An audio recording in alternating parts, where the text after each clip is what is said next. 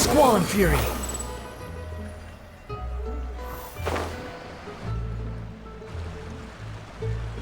Lenny, how did everything go? Well, long story short, everything was fine at first. But as I led her out of the shadows and into the sunlight, she vanished. I turned around and there she was, standing at the edge of the shadows, silently watching me. Huh. Maybe she's afraid of sunlight, or... well...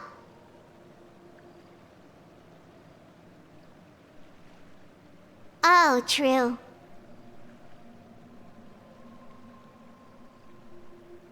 I've pretty much tried it all already. Nothing worked.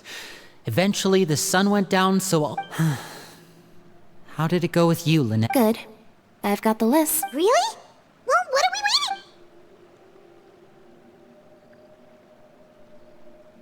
Oh, that's a lot of pages. Oh, it's gonna take forever to get through it all. We can each take a section. Here.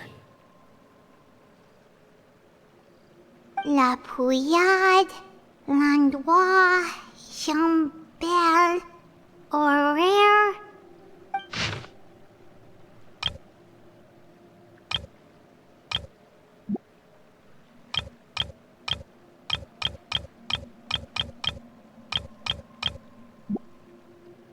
Oh, yikes. That horaire guy has a huge scar on his face. He's kinda giving Paimon the creeps. Ah, I've met him before. The scar is from an injury he received during a mission. I still remember him joking with me about it. He said any future lover would take one look at him and then lose all interest. Did he say anything else? Well, I asked if there was someone he was interested in. He said no, and that's where our conversation ended. It was only later that I learned he really did have someone he liked. He risked everything to escape so he could be with her, but it didn't work. One day, Father asked to see him, and, well, I never saw him again after that. Wait, so that means the knave, It may seem cruel, but it's just one of the rules of the house. Betrayal is not to be taken lightly. We know too many secrets to come and go as we please. So, if you do try to leave, you pay with your life.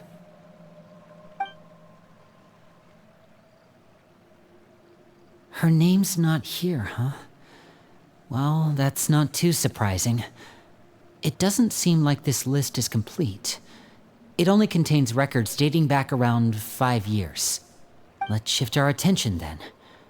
Fremine, were you able to find anything out? Fremine. Sorry. I was thinking about something. I managed to talk to quite a few people, but I couldn't help but notice that the atmosphere in the house was a little... strange. Strange.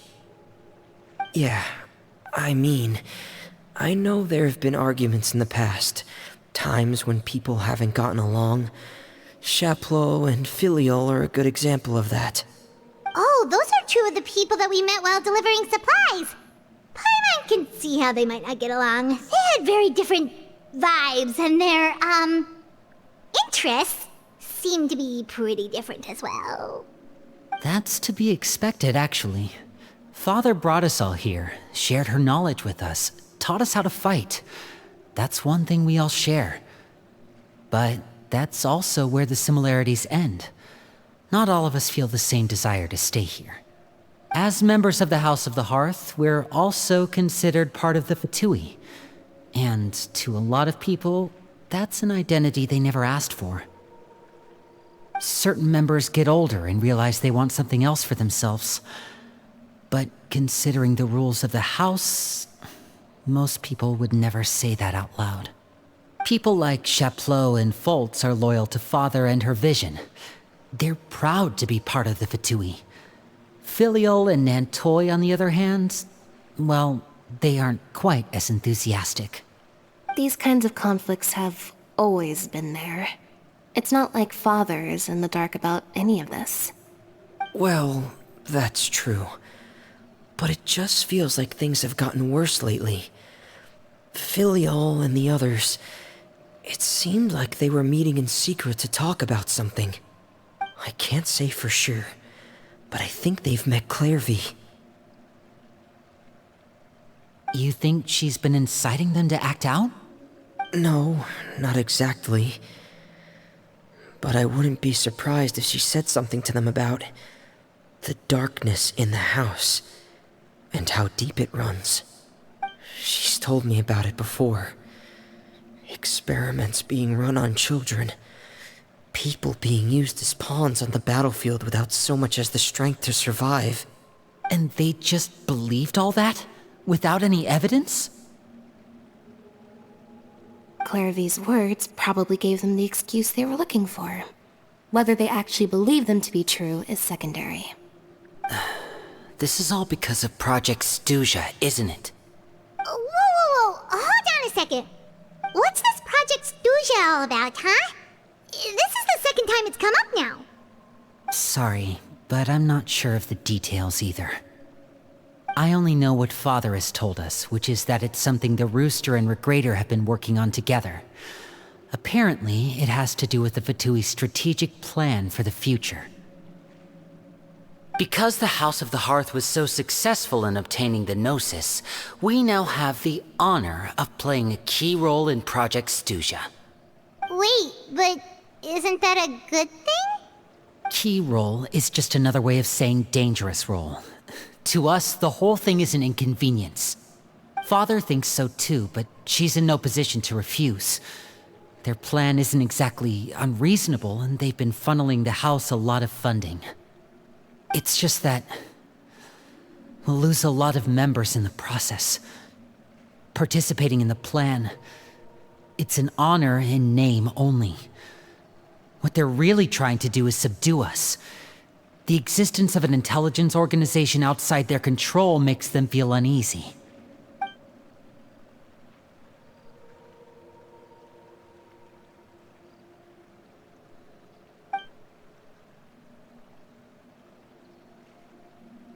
Okay, super complicated top secret Fatui business aside, what does all of this have to do with the conflicts you were talking about earlier?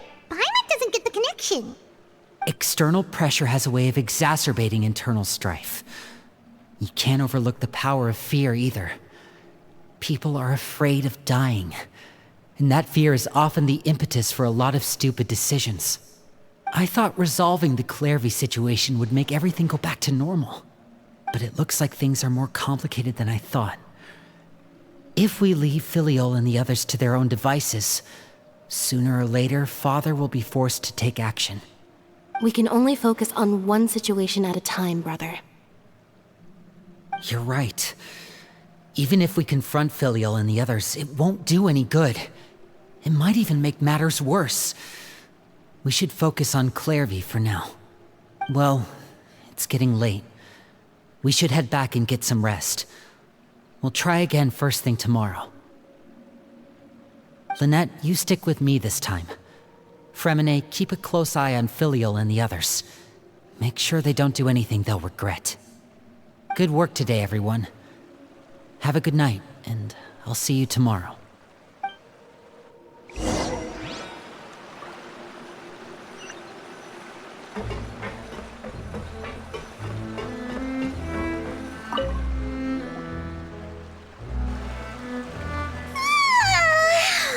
I'm always looking forward to an early night, but she can't sleep at all.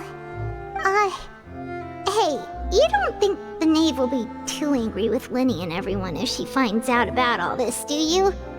She's even scary when she smiles. If she were to actually get angry... Ooh, you have to protect Paimon if that happens, okay, Traveler? Oh, well, in that case, we should just plan on running away. We'll grab Linny and the others and we can make a break for it as fast as we can. Look! Look over there! Quick, let's get catch up with her before anyone sees.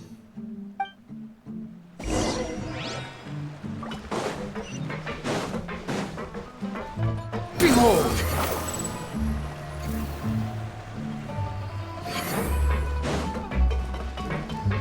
Over there! Too slow. The wind rises. Oh, where is she going? Oh, if someone sees her, we're toast!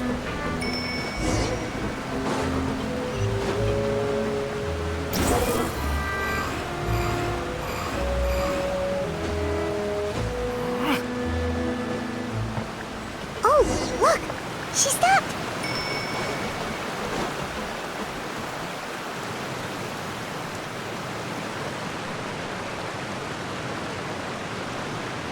Clairvy! Shh! I opened the window while no one was looking. Look how pretty the outside is. If only I could have more than this. You probably think I'm being silly, huh? All this hopeless resisting.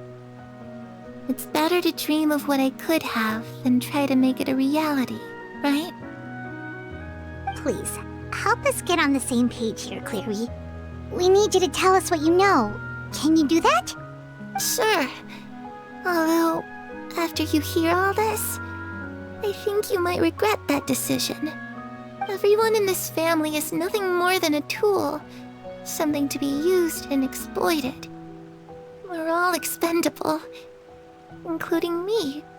As long as you're useful, you get to stick around. Lose your value. You're handed over to the doctor, experimented on, and given a fate worse than death.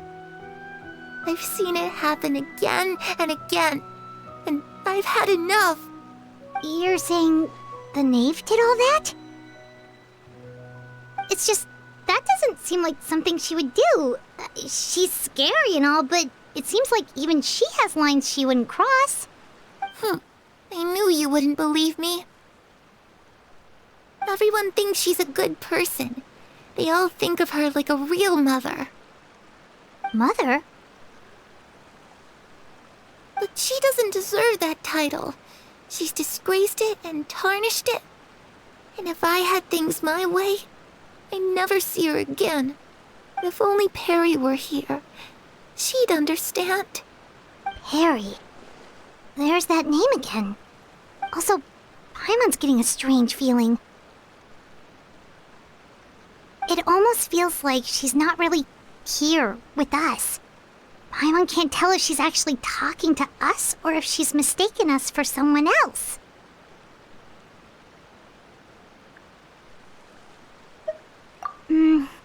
Well, in any case, it seems like she really needs someone to talk to.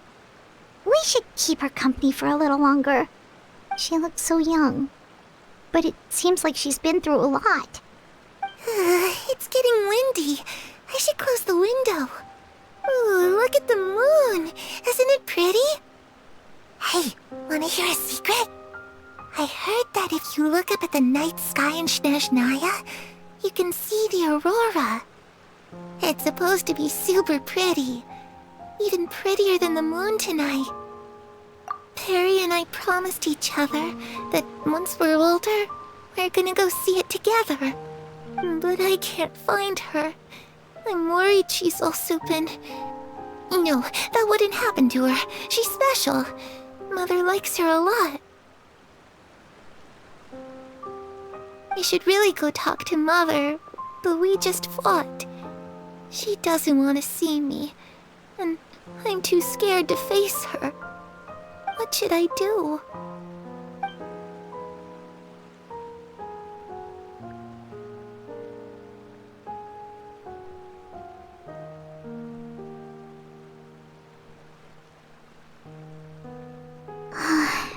Paimon really doesn't understand what's going on with her. Well, let's head back. We've got an early morning tomorrow.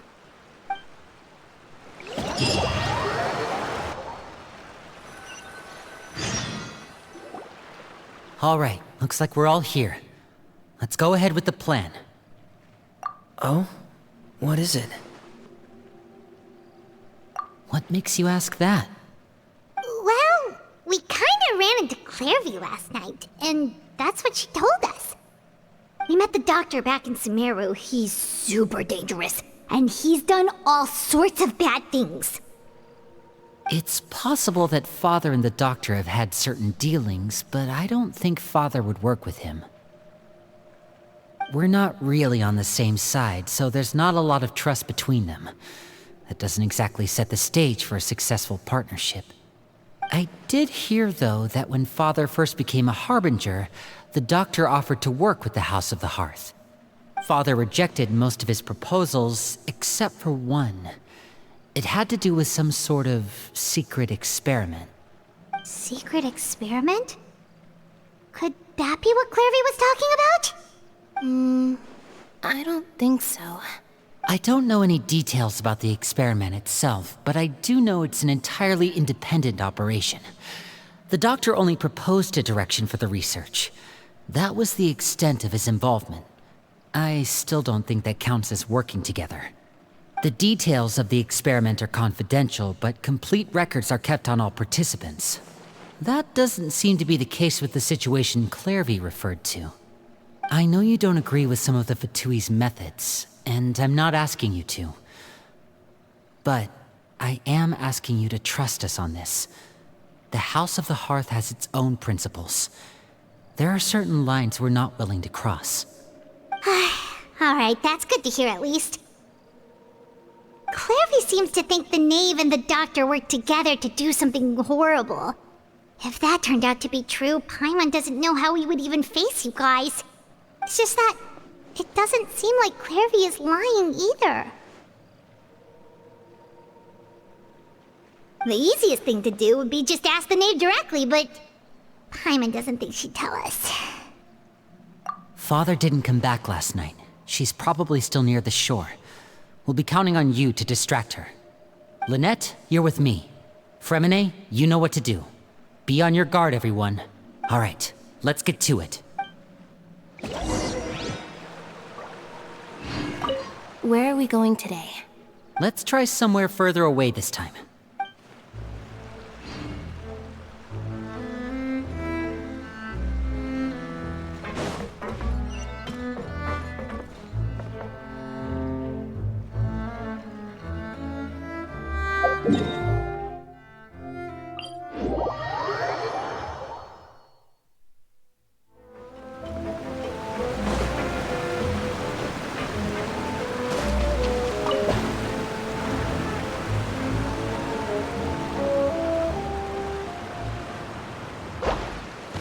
Squall and Fury!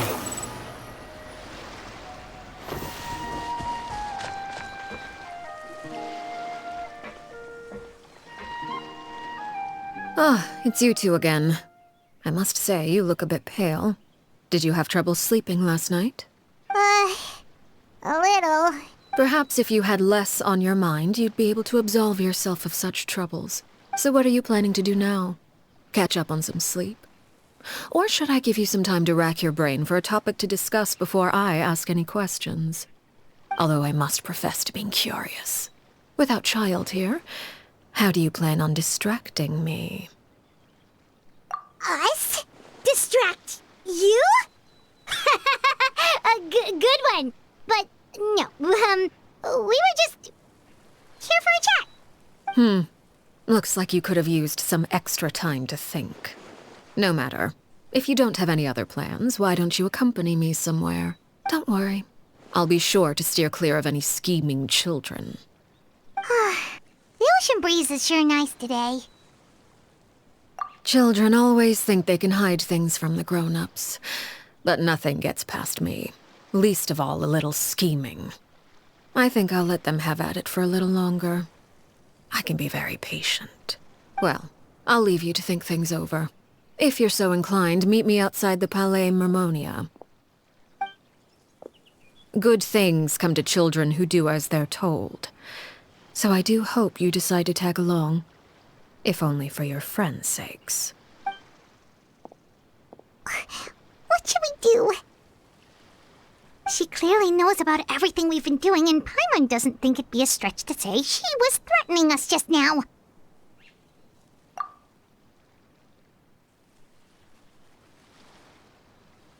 Oh, good idea. Well, we should probably head to the Palais Mermonia. Paimon doesn't want to find out what happens if we don't show up. Based on what the knave was saying just now, it sure didn't seem like it'd be anything good. Okay, then we probably shouldn't keep her waiting. It seems like Linny and the others are on thin ice, so let's do our best to not get them in any more trouble.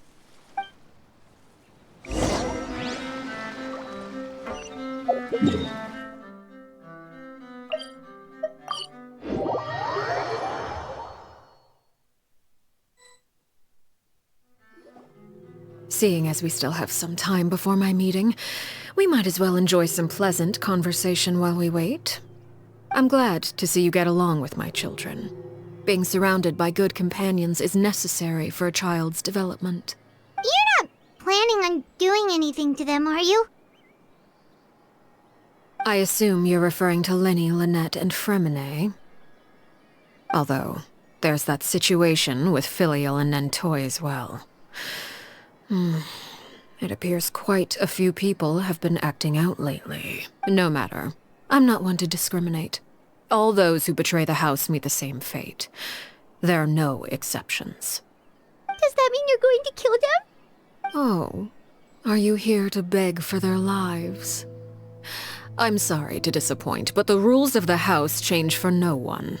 In my organization, everyone is responsible for their own actions. But don't you care about them at all? They really respect you. They even call you father. You must feel something for them. Any organization in which feelings come before principles is one destined for ruin. The House of the Hearth is hardly an exception. You could say our principles are more stringent than most. Perhaps I can offer you this consolation at least. As our guests, you two will not be held accountable along with them. I would imagine Linny, Lynette, and Fremine will be able to keep their lives. As for Filial, Nentoy, and the others, I'm afraid there's little I can do. They can try to escape, but once you know our secrets, there's no getting out alive. But that's awful. Ah, you seem concerned. Out of consideration for my guests, I suppose I could turn a blind eye for a little longer. If Linny and the others manage to dispose of Clairvy in the meantime, all evidence of their wrongdoing will be lost. In that case, I could hardly punish them for something I couldn't prove. If their efforts are unsuccessful, on the other hand, all will be held accountable. And the punishment will be severe. Of course. Oh, and here, I believe this belongs to you. Do try and keep better track of it next time. It takes a considerable amount of time to train a bird like this. It would be such a pity if you were to lose it. Wait, where did you get that? Well, I'm afraid that's all the time we have to chat. Now, for the matter at hand. I asked you to meet me here because I have business at the Palais Mermonia. It has nothing to do with you, but I think it would be prudent for you to stick by my side for the time being. There will always be time later to run off and tell Linny what you've learned. Well, time to go. Looks like we wrapped things up just in time.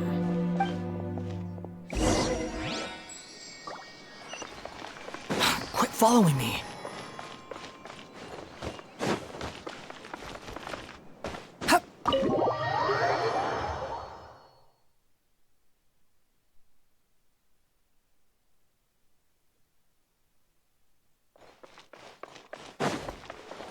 The wind rises.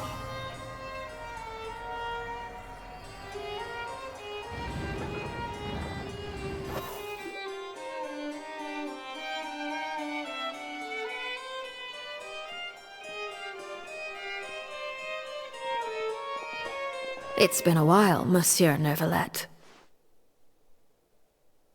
I must say, I wasn't expecting my meeting request to be approved quite so quickly. The Palais Mermonia operates with an efficiency worthy of admiration. It is only right that an esteemed diplomat such as yourself should be afforded the proper level of respect. Although, if I may speak plainly, I must confess that I did not anticipate we would have the occasion to meet again after presenting you with the Gnosis. I see you brought the Traveler and Paimon with you as well. If I may inquire as to the purpose of your visit. I'll be departing Fontaine shortly. There is, however, an outstanding matter that I would like to see resolved before I go. It requires a rather lengthy explanation, I'm afraid. So I took the liberty of explaining everything in this proposal. Please review it at your leisure, Monsieur Neuvillette.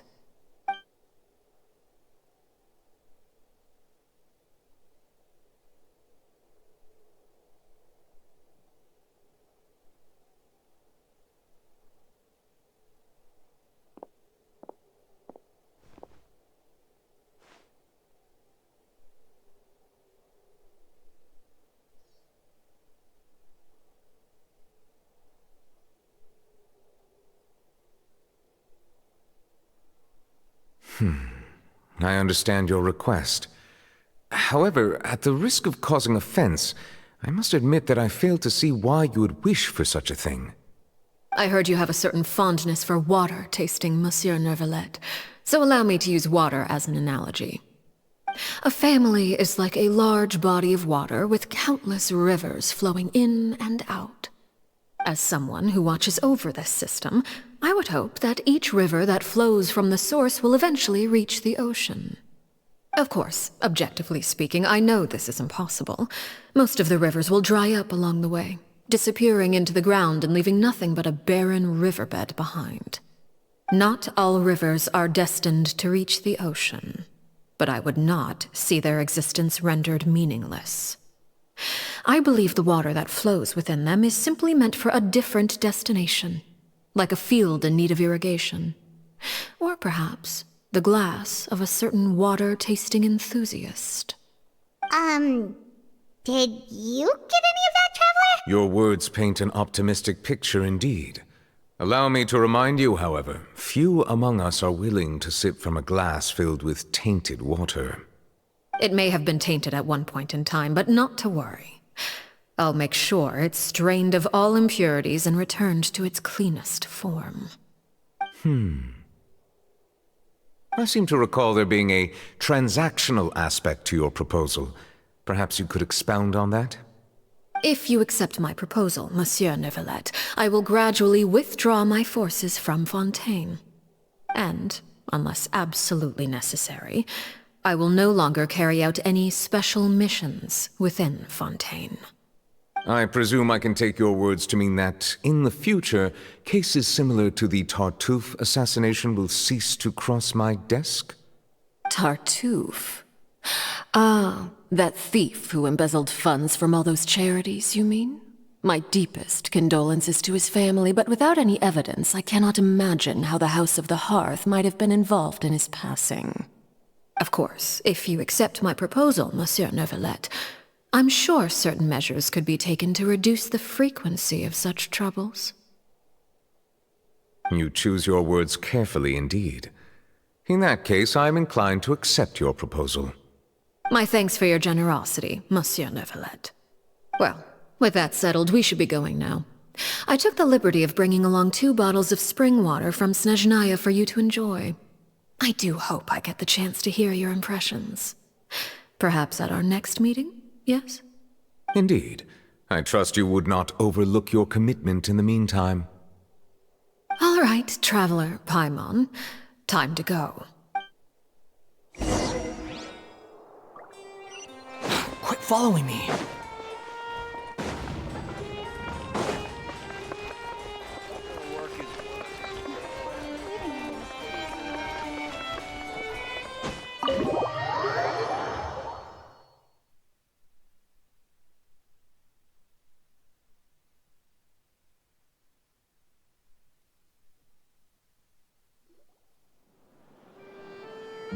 So, what exactly were you talking about back there? Paimon only heard you mention some rivers, a large body of water, and then some kind of irrigation scheme. You really want to know? I would imagine there might be more pressing concerns at the moment. Winnie, Paimon really hopes everything's going okay.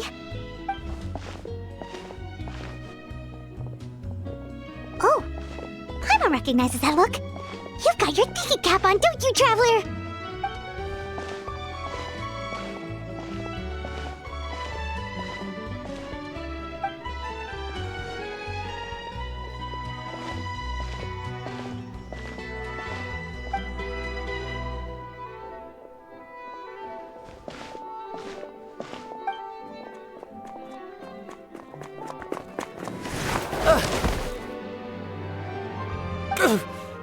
Oh, shoot. Are you alright? Oh, jeez. I'm so sorry. I was so focused on selling these papers, I wasn't looking where I was going. Well, let me make it up to you at least. Here, take this paper. On the house.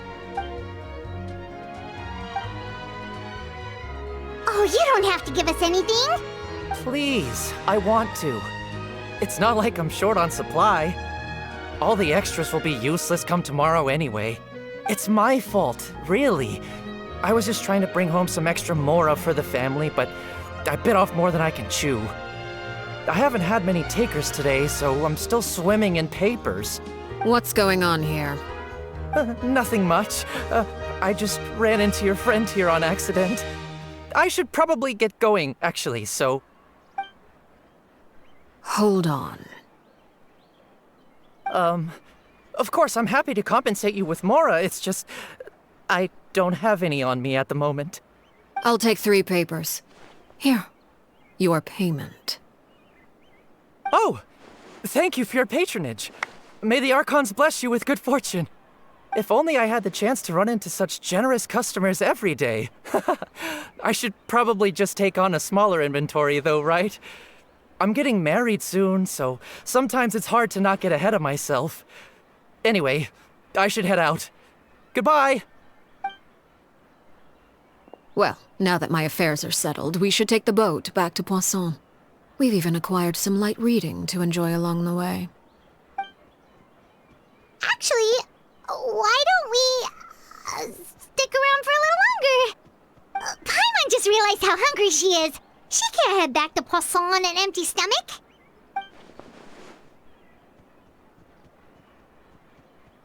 It appears you two are under the impression that delaying our return will somehow alter the situation in your favor. I'm sorry to ruin your fantasy, but your efforts are meaningless. That being said, I could be persuaded to give Linny some extra time. I just have one condition. If you agree to my request, I'll even answer some of your questions.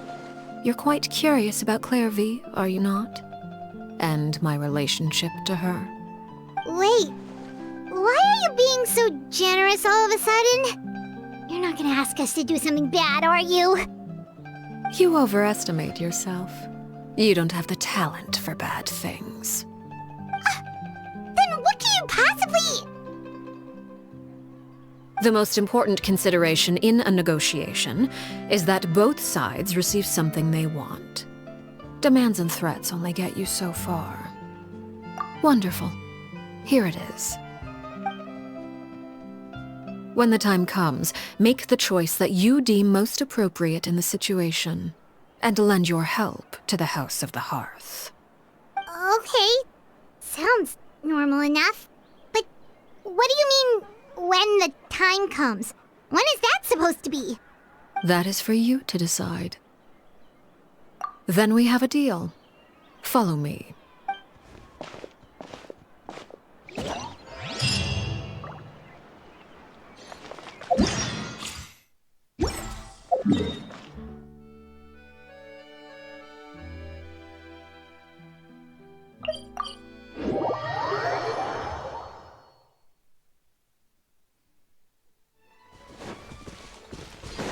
Squall Fury!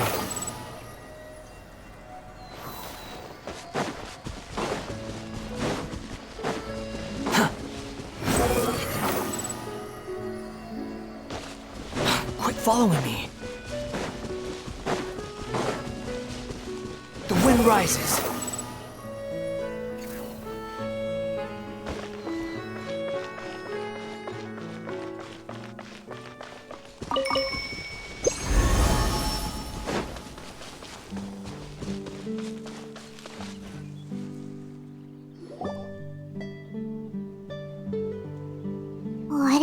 place?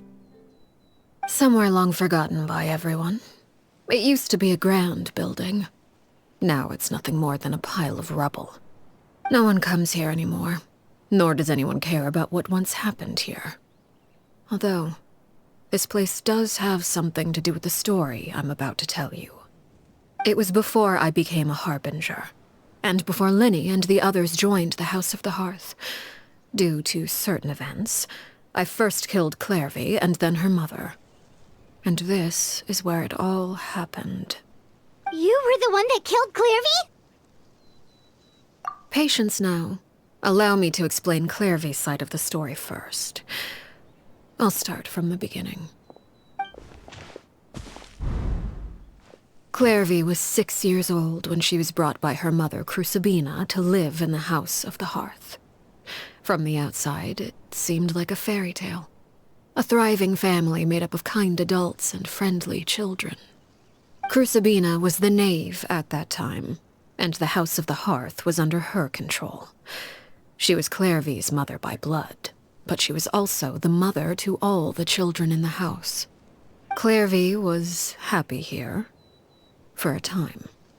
But she quickly realized that being part of this family wasn't a fairy tale at all.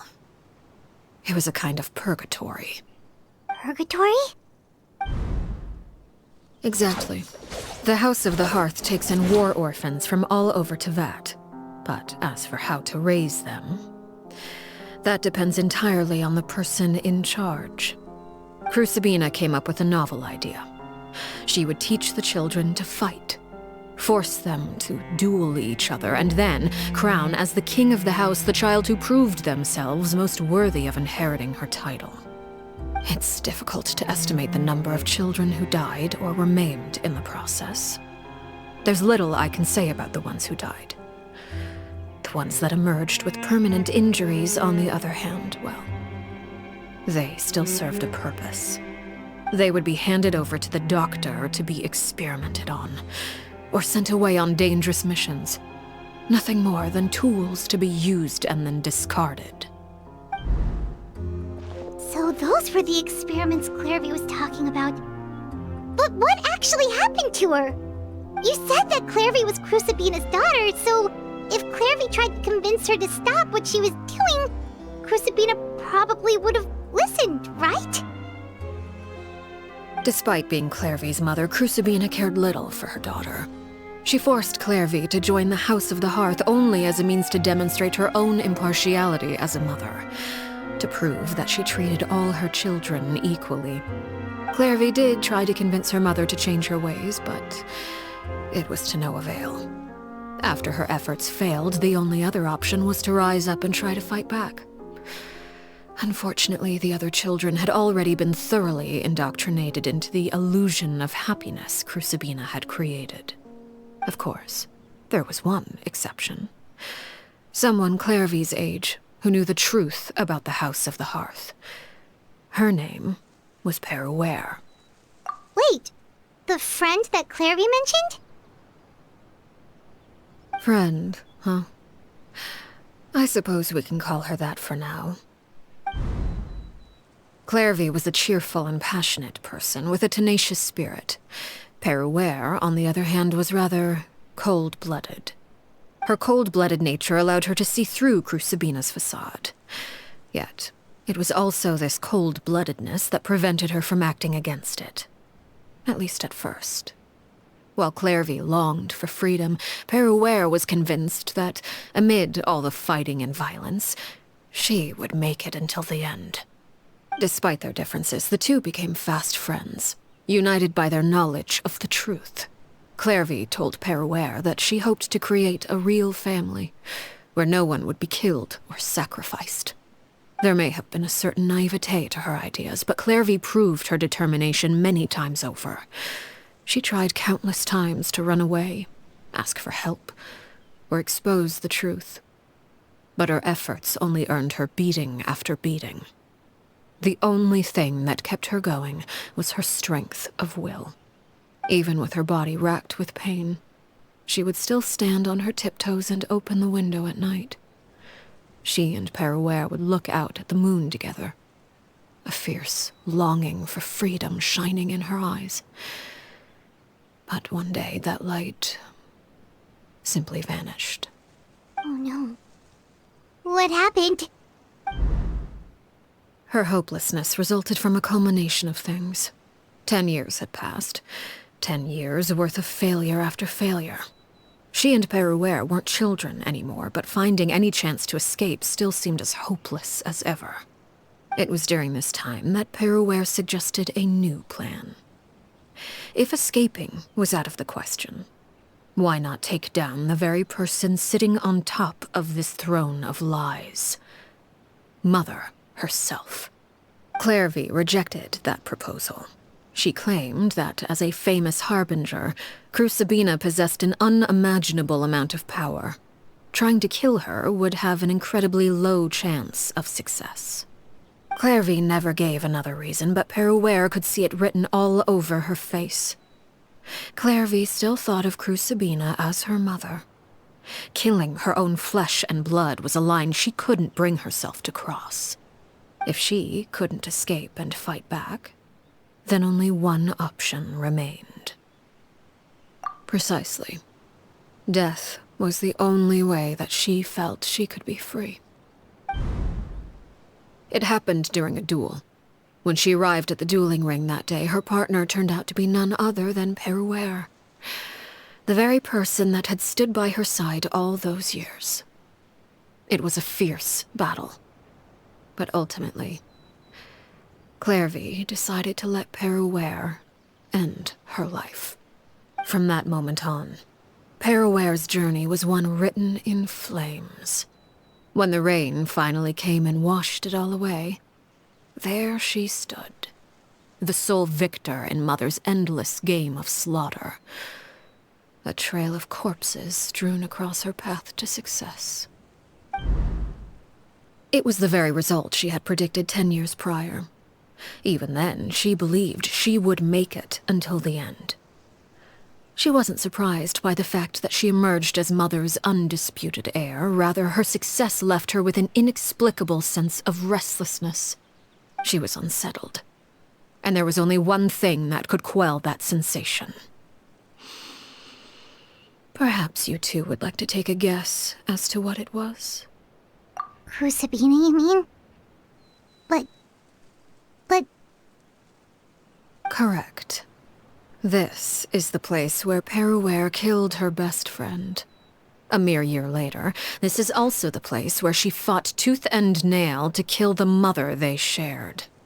The moment she acted, any conception of what was right or wrong ceased to matter. It's one of the principles of the house. Only those who survive get to write the rules. Perouer won the battle, and became a harbinger herself. After which Her Majesty, the Tsaritsa, bestowed upon her a new name. Arlecchino. So the Perry Clairvy was talking about... It was you all along. You're Perouer.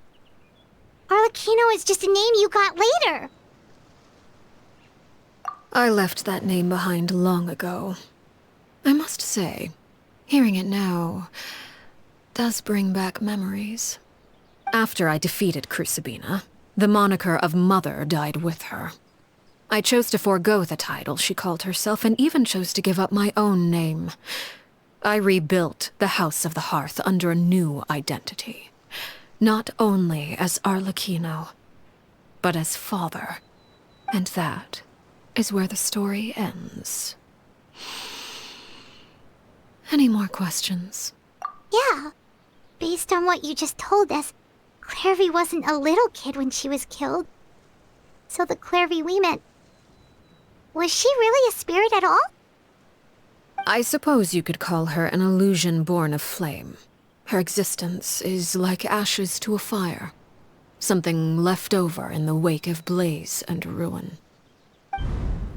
You see, a certain power runs through my veins. It's not unlike a curse. My flames leave behind shadows of anything they consume. Of course, the chances of those shadows morphing into a sentient entity are exceedingly slim. Clairvy is a very special case. Clairvy died when she was 16 years old, but what emerged from the flames was her 6-year-old self. Her appearance wasn't the only thing affected. Most of her memories were lost to the blaze as well. Memory is a mysterious thing indeed. Losing a portion of your memories will alter your sense of self. Lose 10 years' worth, however, and it would be like living in the past. Like returning to a version of yourself that never grew up. No wonder Paimon got such a weird feeling when we were talking to her. Perhaps I should put it this way. Clairvy is someone trapped in time. It may seem like she exists with us in the present, but she truly lives in the confines of her own past. So if all of that is true, then you must have known about Clairvy for a long time. Indeed. She's a rather volatile and unstable entity. Sometimes she would look after the children. She's even saved some of their lives. But other times, she would hide from me and become obsessed with revealing the truth about the house to anyone who will listen. Shadows don't have the capacity to learn or grow. Any new information they encounter is quickly forgotten over time. Your attempts to expose Clairvy to sunlight. They failed, yes? The reason is actually quite simple. In Clairvy's mind, the house is impossible to escape, and it is this very perception that traps her there. But no matter. All I have to do is kill her again, and all will be resolved. I don't anticipate so much as a single speck of ash will be left behind this time. Wait! Paimon can understand why you might want her gone, but isn't there another way? So what if she's trapped in her 6-year-old self? She's still your friend! At least talk to her first! It's too late for that. She broke the rules, and now she must be punished. That goes for Filial and Nantoy as well. She's had quite the effect on them. I hope you understand. The difference between Crucibina and myself lies in our formulation of the rules, not our policy for enforcing them. Upholding the rules without question is a trait we both share, because that is how a household should be run. Is this really what you want to do? Whatever could you mean? Don't you want to say a proper goodbye at least? Whether as a killer or as a father, there are two things that must be avoided at all costs: anger and sorrow. Anger makes you impulsive. Sorrow causes you to waver. Well, it appears it's about time to proceed. Before we arrived, I told some of my well-behaved children to bring our troublemakers here by nightfall. I do believe I've kept my end of the deal. I gave your friends quite a bit more time. As for what happens now, we'll just have to wait and see.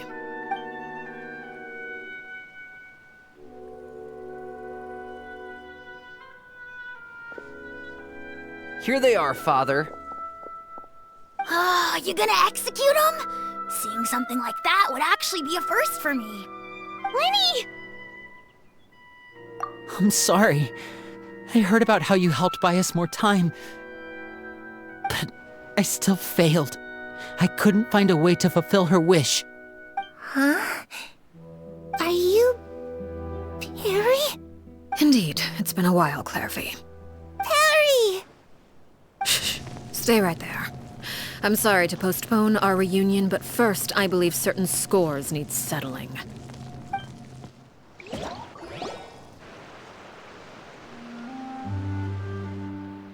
Father, let me explain. Out of my way. Father! You chose to conceal a threat to the house, and for that, you must be punished. Overall, however, I suppose your wrongdoing is hardly the most egregious of the bunch, so I'll deal with your punishments later. As for right now, the more pressing concerns are the traitors among us. By traitors? Do you mean us? Father, let me explain. We didn't mean to... Fultz, why don't you share what you heard? Yes, Father. Secret Midnight Meeting number 3. Participants, Filial, Nantoi, Sato, Toddy. Nantoi clearly said, if only Father wasn't the one who took us in. Sato added, I'm sick of this life. I just want to live as a normal person. Filial was the worst of them all. She called us crazies and said a bunch of mean things about Father. I did not! You're lying!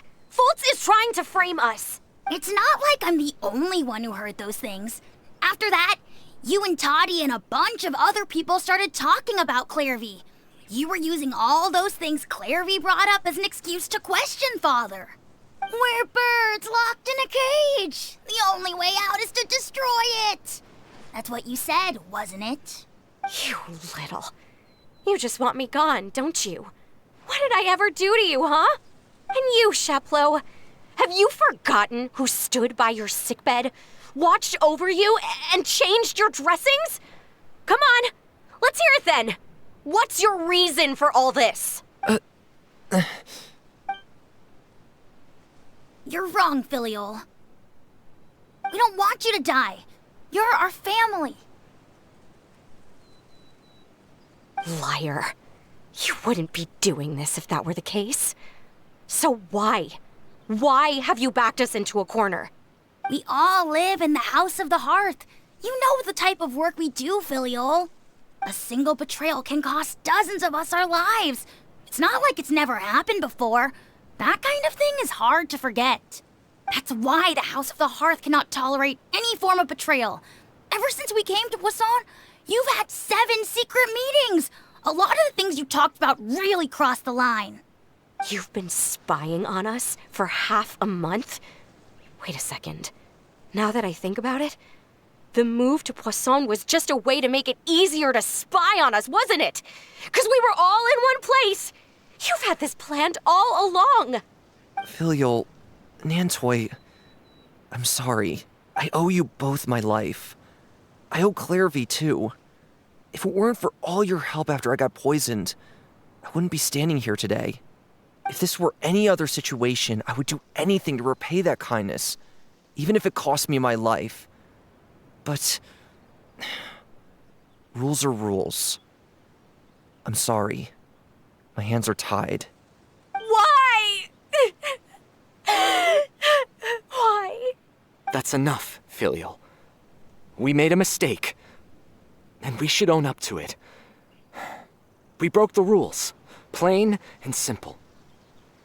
And now we have to face the consequences. I'm sorry, Chaplo. Fultz. I'm sorry, Father. We accept our punishment. Chaplo, according to the rules of the House of the Hearth, how should these traitors be punished? All those who betray the house pay with their lives. And so it shall be.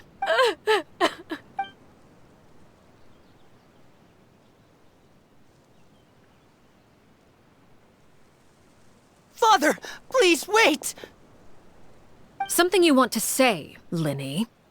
Please reconsider, Father. What Filial and the others did, does it really count as betrayal? We all come from broken families. From the very first day we joined the House of the Hearth, we wanted nothing more than to make it a real home. But the truth is, none of us know what a real home should look like. I'm not saying I have all the answers. All I know is this. Killing Filial and the others may uphold the rules, but doing so will only bring us further away from being a real family than we've ever been.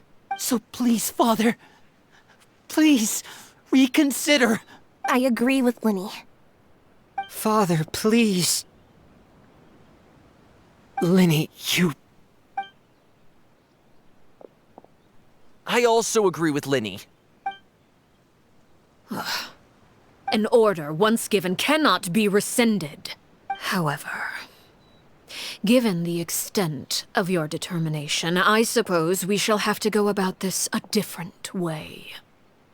Draw your weapons and face me. Our weapons? Father, Are you referring to a duel? Precisely. The rules of the house will not be altered. Traitors must be punished. However, resolving disputes with a duel is also one of our rules, one that also applies to me. Demonstrate a sufficient showing of strength, and I shall offer a concession. Wait. Bede. Father? Impossible. Father is way too strong, even...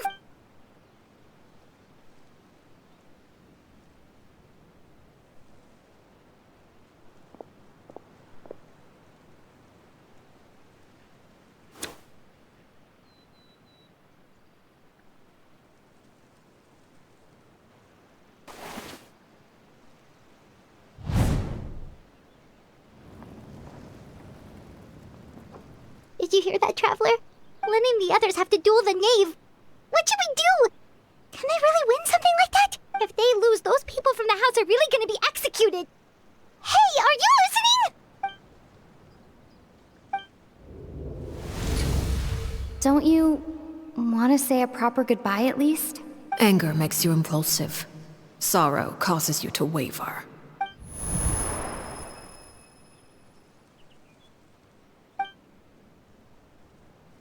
Oh, looking at that expression on her face, she seems really serious about this.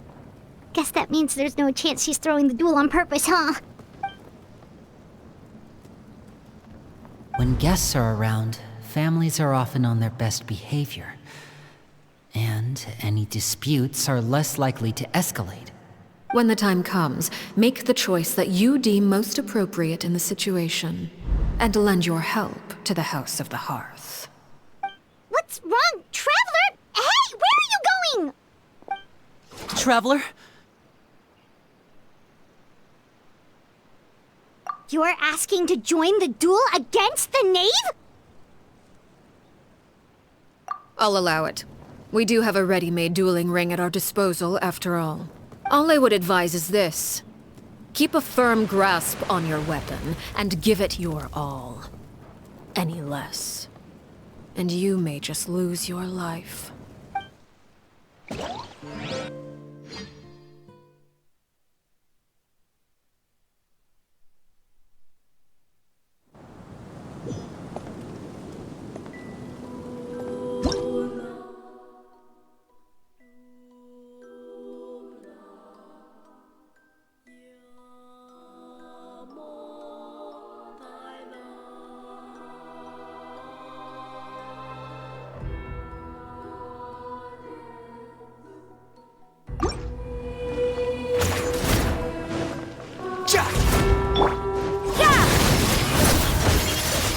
Is it my turn now? Lights out. With these rising flames! Now's our chance!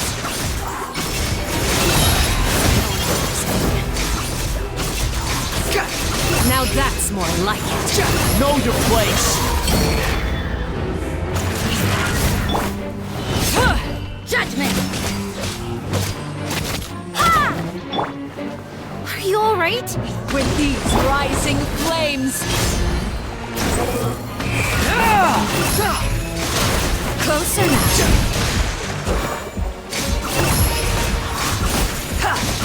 With the fall of darkness, destruction shall rise. Have a taste of purgatory.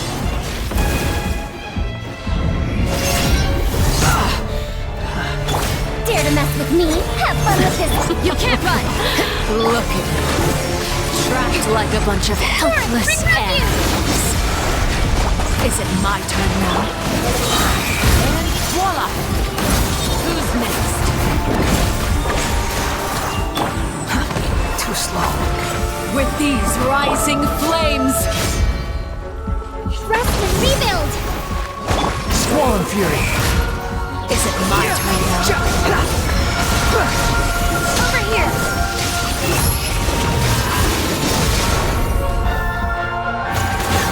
Quit following me! Punishment! Too late for regret! Is it my Tears of turn the now? storm! Not bad. You really have to draw a blade. in.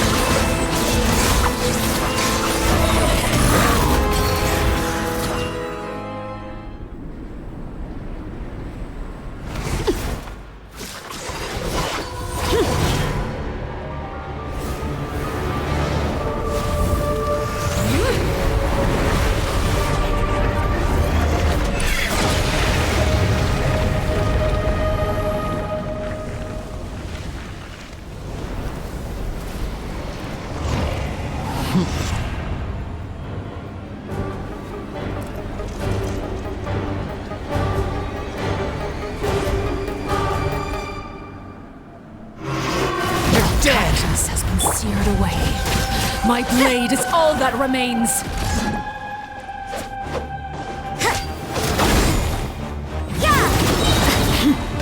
Lights out. Now's our chance. Over here.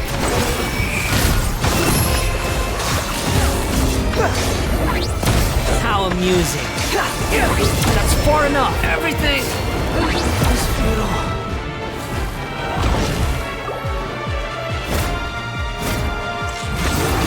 Watch out for Father's movements! Look out!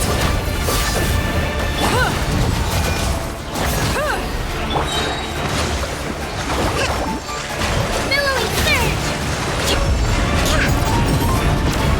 The sun and moon have set. Only ruin remains. Now's our chance. Over here.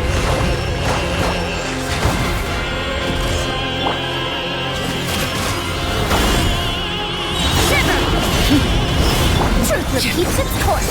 Oh, dare to hold the line. Squall Fury! Watch out for Father's movements! Look out! Sunset is only the beginning.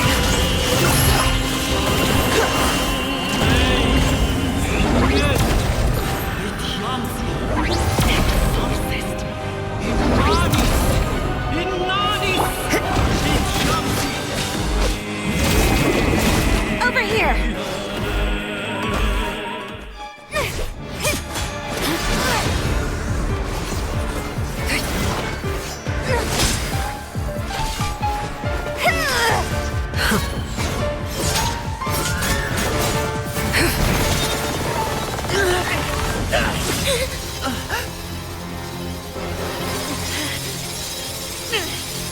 You should know better than to crowd in one place.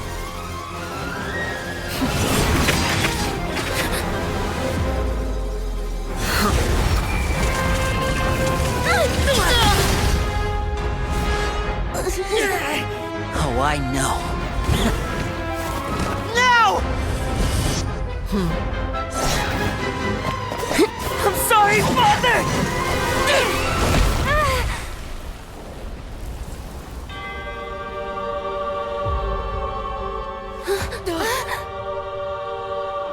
Sorry for what? This pitiful excuse for an attack.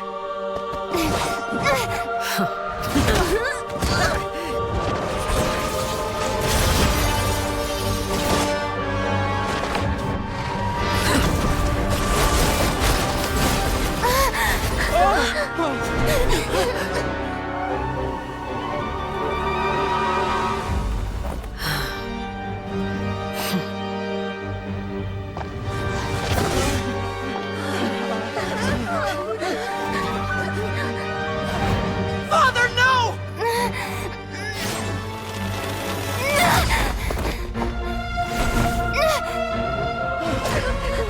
Made it out, did you? You're stronger than I expected.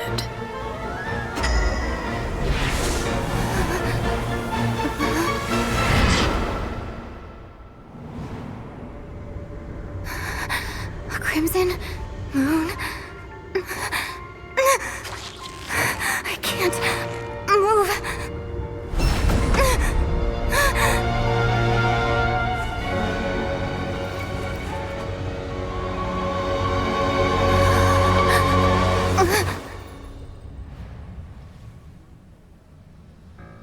Still, not strong enough to beat me.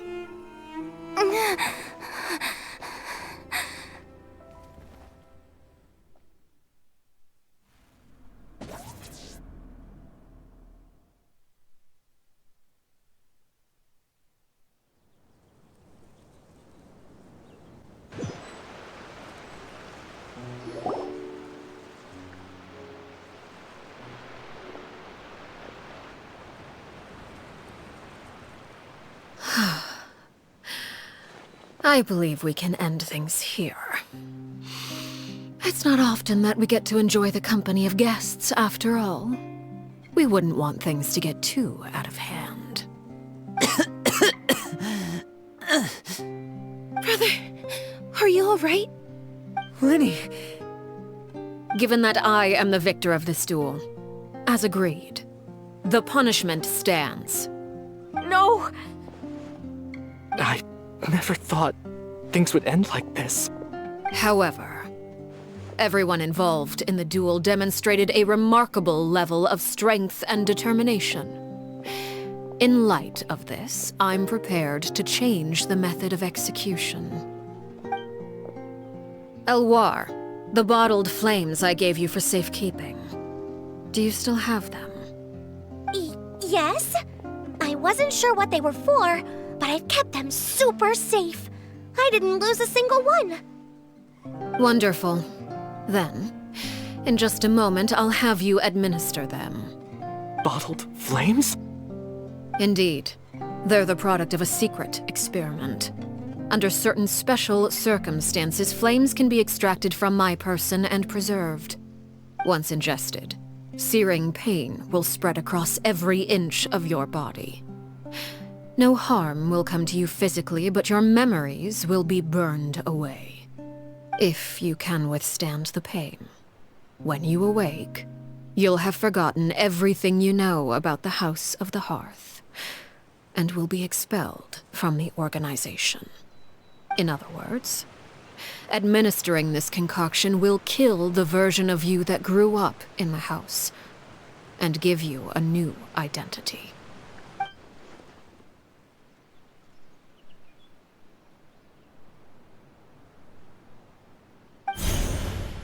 Memory is a mysterious thing indeed.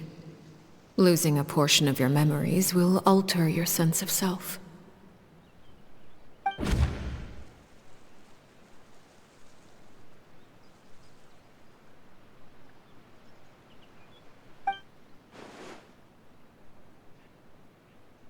So, you're just letting us go, Father?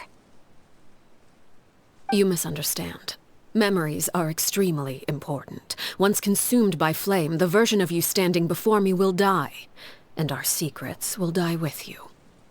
So no, I don't intend to just let you go, because the person who survives will be nothing but a stranger. Even so, I won't have to live in fear anymore.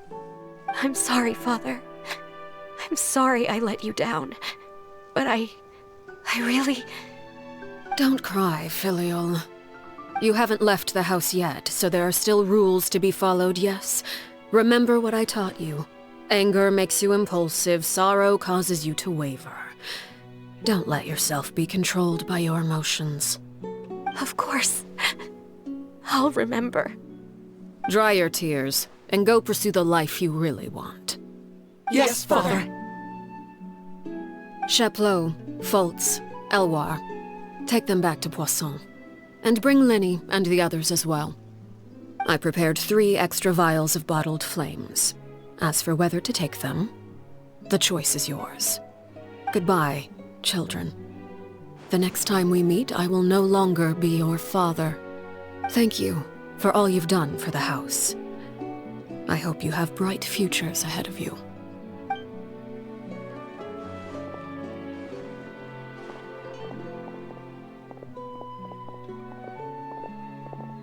Father. Let's go.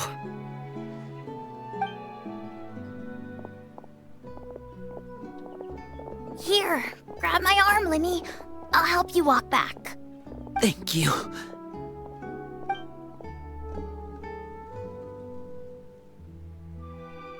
Clairvy.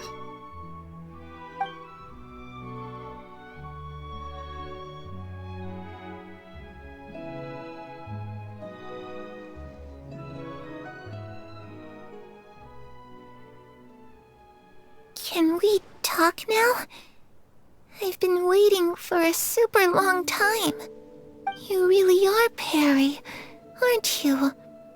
I haven't seen you in so long. How come you're all grown up? Wait, did I somehow travel to the future on accident? Or am I dreaming? What a long dream. Neither. You died, Clairvy. That's what happened.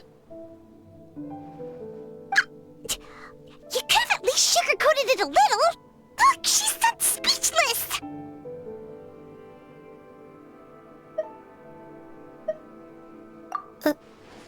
Oh. Okay then. Huh? That's it? You accepted it just like that? Yep. If that's what Perry says happened, then I believe her. Perry wouldn't lie to me. Plus, I don't really need to know why I'm like this. I'm more curious about what happens in the future. If you're a harbinger now, Perry, that means Mother is gone, isn't she? Can you tell me about it? I want to know what happened to her. And to me. You never stopped trying to defy fate. At first, no one believed you. You could only vent your frustrations to the moon. In fact, you often sought comfort in the night sky. You wanted to see the aurora, so one night we promised each other we would go to Snezhnaya to see it together. Later on, you tried to run away, but you were brought back each time. Mother spared your life, but it wasn't out of kindness. Instead, she decided to make an example of you by slowly torturing you over time. That way, the other children would know what happens to traitors. Still, you never gave up. Mother hoped that through ruthless duel after ruthless duel, she would be able to crown an ultimate victor among the children she raised. But you called on everyone to unite, to fight to a draw in order to reduce casualties. Your efforts may have only delayed the inevitable, but still. You gave them hope. You tried everything you could think of, but every attempt ended in failure. Still, you never turned your sword on Crucibina, and you never turned it on me. On that gloomy day, you told me, for the last 16 years of my life, I've done everything I can to fight for freedom. But now, I realize that the only freedom I truly possess is the freedom to choose to die. I never imagined I would say something like that. I must have been feeling really worn down. But somehow, I still think I understand. According to Mother's plan, only one of us was going to make it until the end. And I always hoped that person would be you. If I could do it all over again, I still don't think I would make a different choice. Even when I first met you, I knew you'd be able to do what I couldn't. Is that so? Even now, I'm not sure I truly understand what kind of freedom you were trying to pursue. But as the head of the House of the Hearth, and as the children's father, I've tried to give them the most basic of freedoms. The freedom to choose their own fate. It's something I discussed with the Eudex of Fontaine. The children who want to leave the house will have their memories wiped clean of all secrets pertaining to the organization. In return, they will be allowed to live a normal life in Fontaine without being prosecuted for their past. Of course, I won't simply hand freedom to them on a silver platter. They have to fight for it and prove themselves worthy of it. Only freedom that is earned has true value. That's more than enough. That's exactly the kind of life I was fighting for. You know, Perry, I think you're a pretty amazing king, and a really great father, too. I'm really happy that you're the one who took over the house. I guess I do have one regret, though. I still haven't seen the outside world. Well, it just so happens that our dear guests over here have been to many nations and traveled to countless places. Perhaps they would be willing to tell you what the outside world is like. Really? Of course! We've traveled all over the place. We've got so many stories, we could probably talk your ears off for 3 days straight! You know, I used to dream of being a bard. Playing the lute while singing into the winds of freedom. Even if there was no one there to listen, I would have continued to sing no matter what.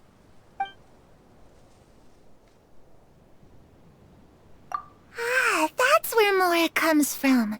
I never knew that before. If I had some Mora, I would buy 3 new dresses. One for me, one for Perry, and one for Mother.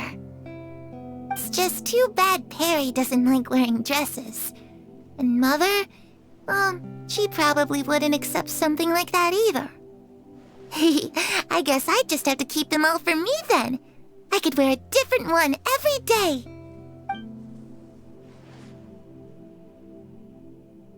Those yokai you mentioned, what do they look like? I once saw a drawing of this one guy with horns on his head and a super scary face. Are there any yokai like that? Oh, sounds like you're talking about an Oni. Yep, we've met one, and let Paimon tell you, they're not nearly as scary as they look. I was always too afraid to skip Mother's fighting lessons. But at the academia, I bet you could do all sorts of secret things in class. Things that have nothing to do with studying. I'm just kidding. Being able to study whatever you want without having to fear for your life actually sounds pretty great.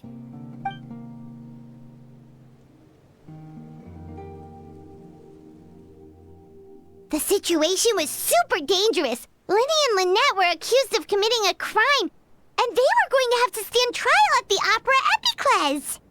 Oh no, that must have been hard for all of you. What happened next?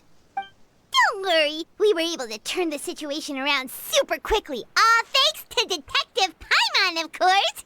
How'd you do that? Come on, tell me. Okay, so it was like this. After the failed magic show, we rushed to the scene and...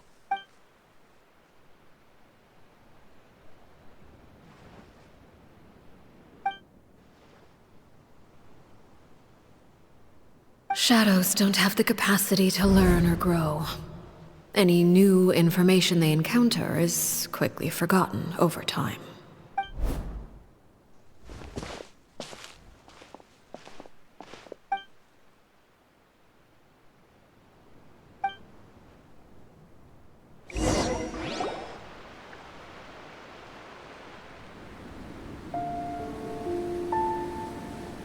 Clairvy. You've worked tirelessly from the shadows to overthrow the House of the Hearth. Now, by my authority as the Knave, I shall announce how this matter ends. You are hereby expelled from the House of the Hearth. You are no longer tied to this place, nor are you bound by its rules. You're saying that I can finally leave? I get to experience the outside world as well? Oh, I almost forgot. There's no getting older for me. Still, seeing who you grew up to be makes me really happy, Parallel. Take care of yourself. Goodbye. May we meet again someday.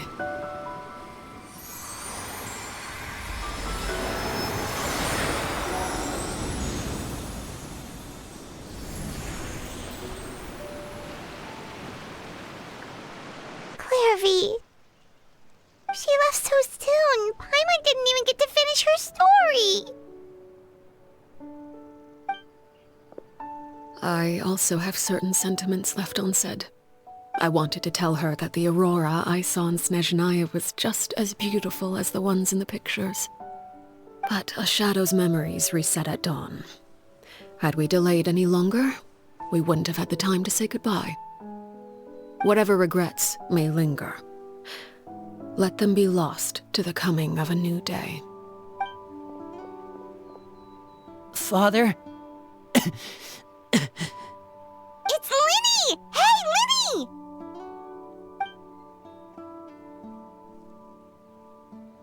What is he doing back here? Let's go check it out.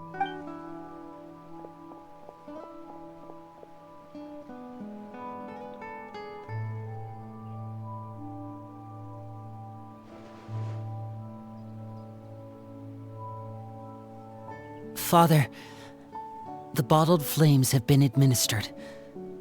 Filio and the others have left the house. And you? What have you decided? Thank you for giving us that choice, Father. But we never wanted to leave the house. It's the only home we've ever known. Lynette and Fremine feel the same way. They're recuperating back at the Hotel Bouffe d'été. But I decided to come back and tell you where we stood. I'm sure you're well aware of the expectations I have for you. I want you to follow in my footsteps and become the next king of the house.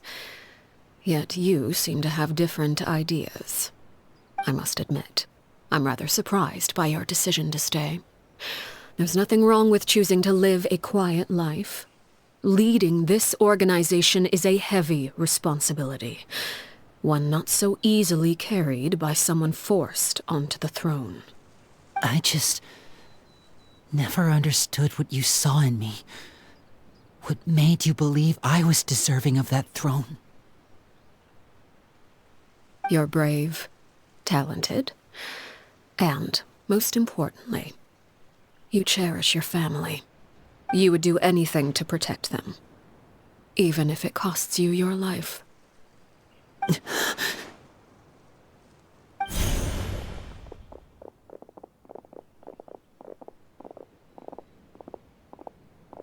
Speaking up back there was so brave of you, Linny.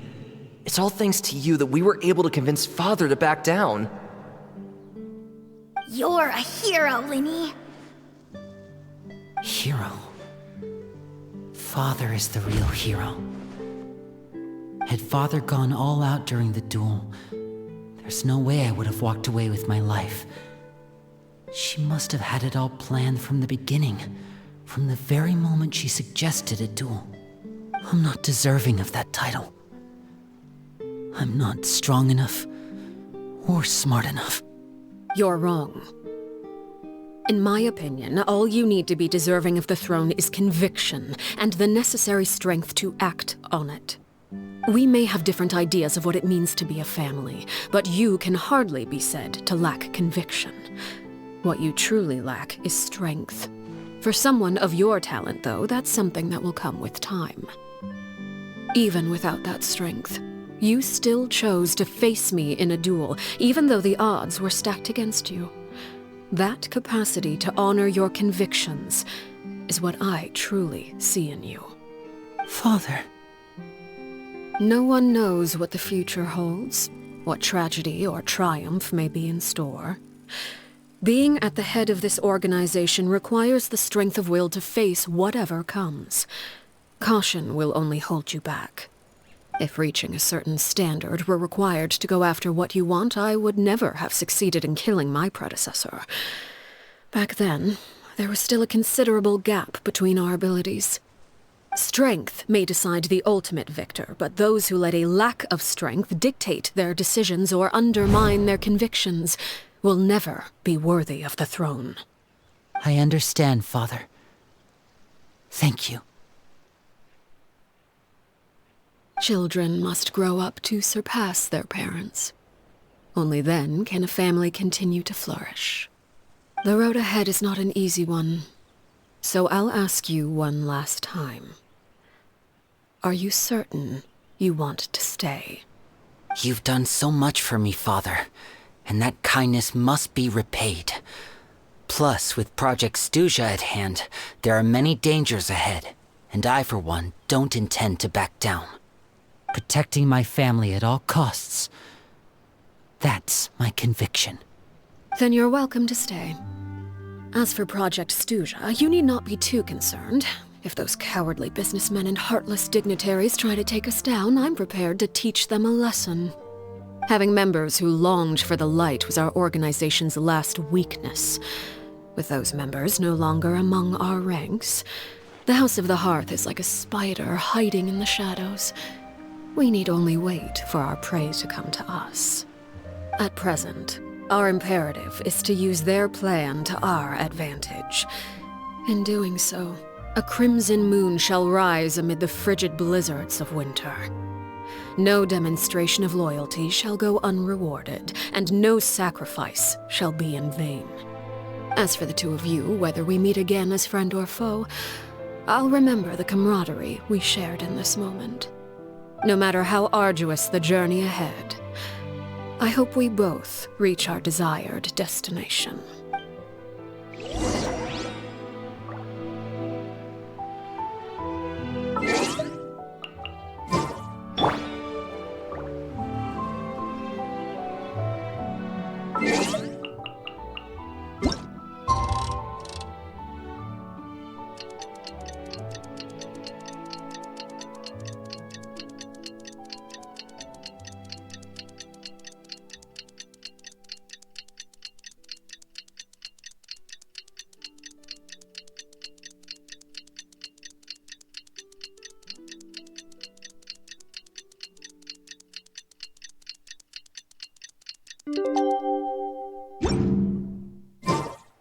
There's no... Didn't Linny say that Lynette and Fremine were recovering at the Hotel Bouffe d'été? Oh, Paimon wonders how they're doing. Maybe we should go check on them.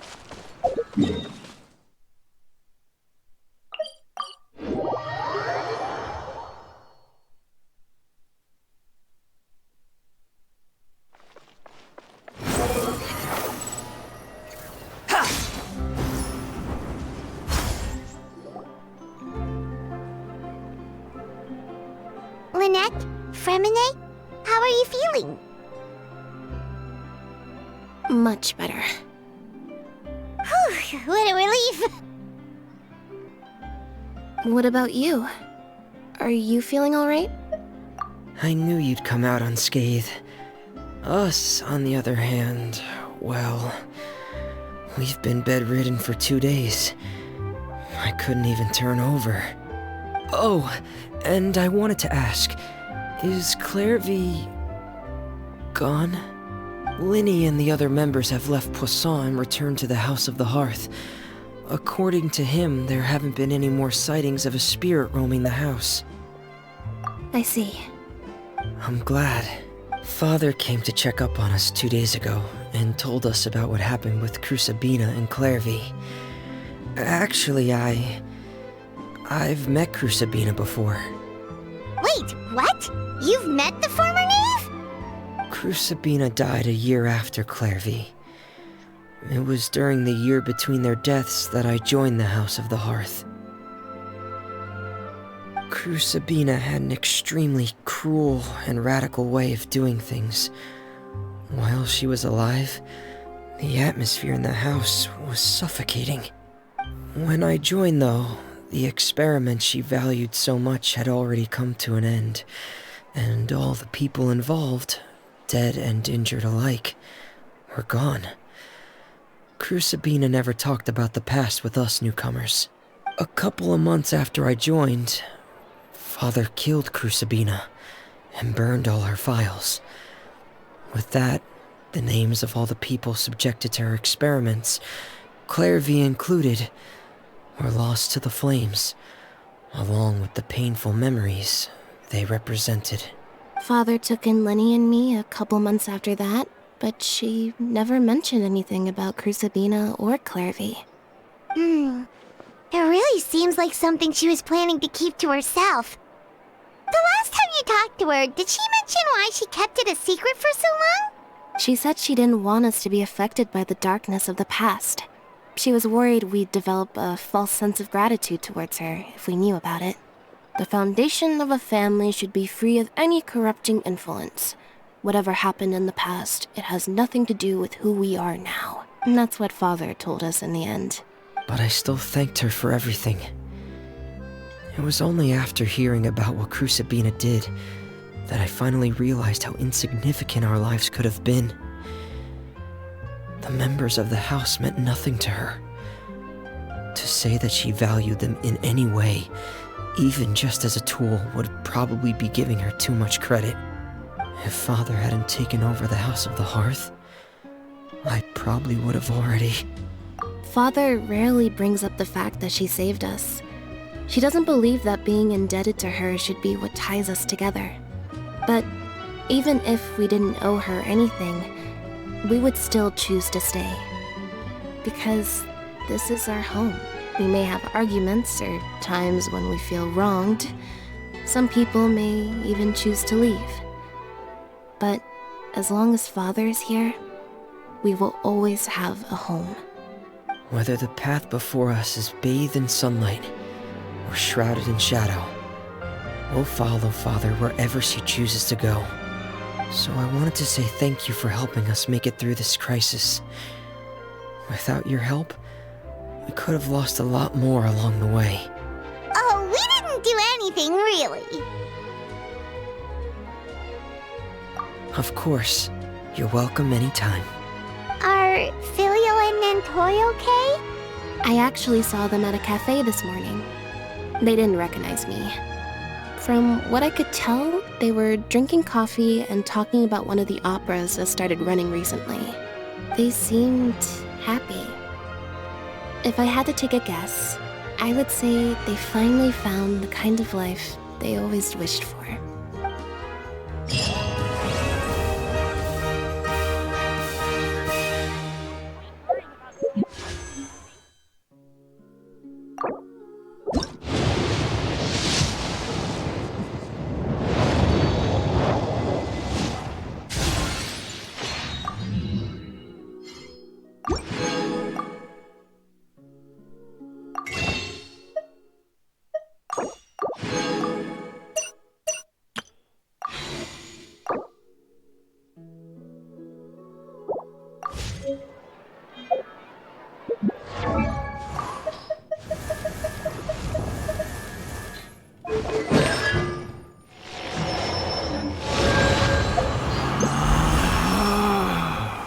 Relax.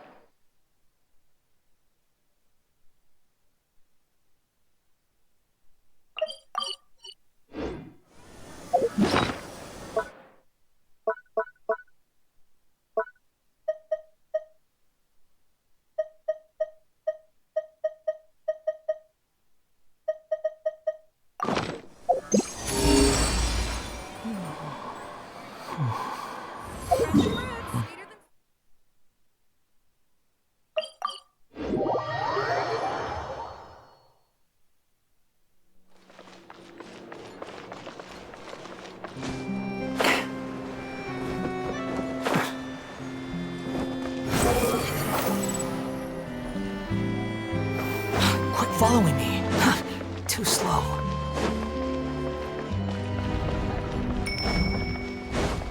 The wind rises.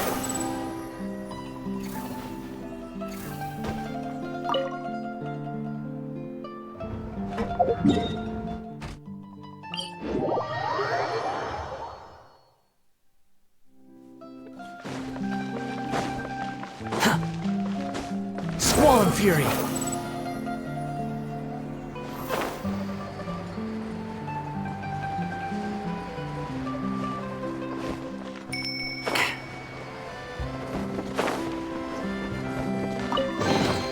Take it and have fun. The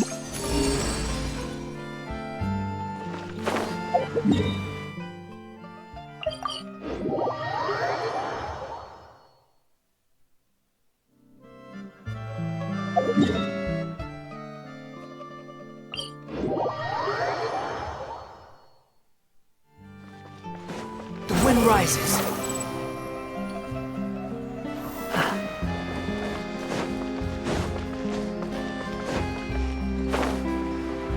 Behold, upon the gale.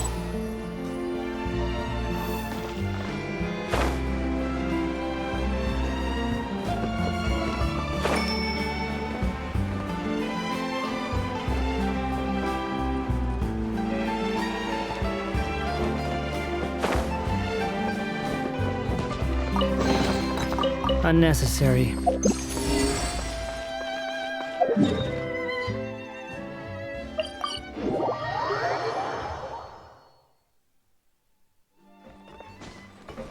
Quit following. The wind rises.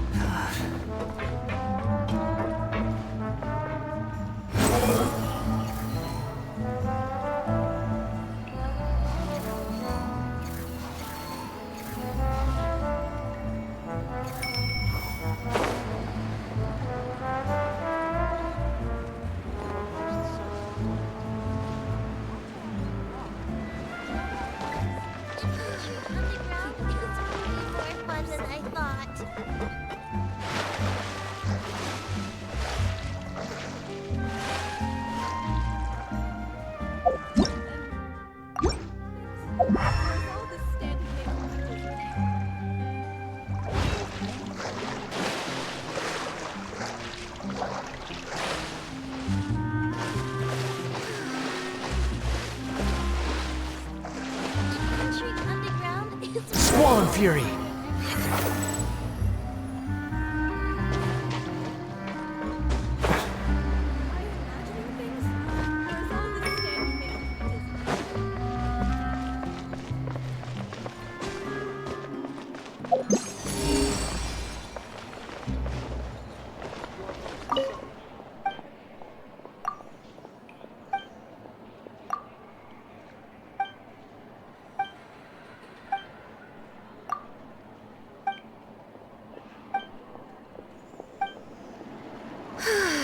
People here really need to get more sunlight.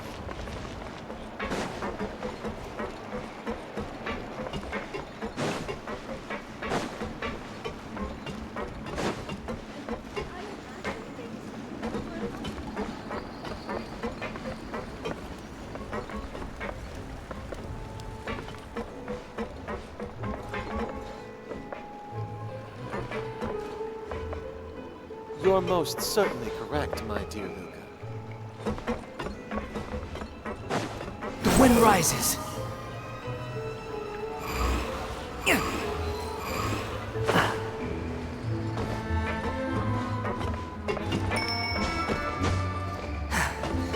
Behold!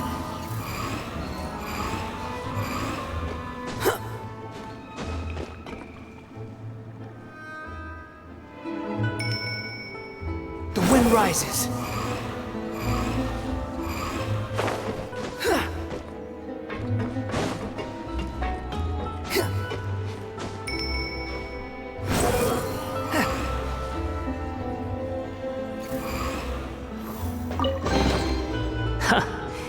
You even want this?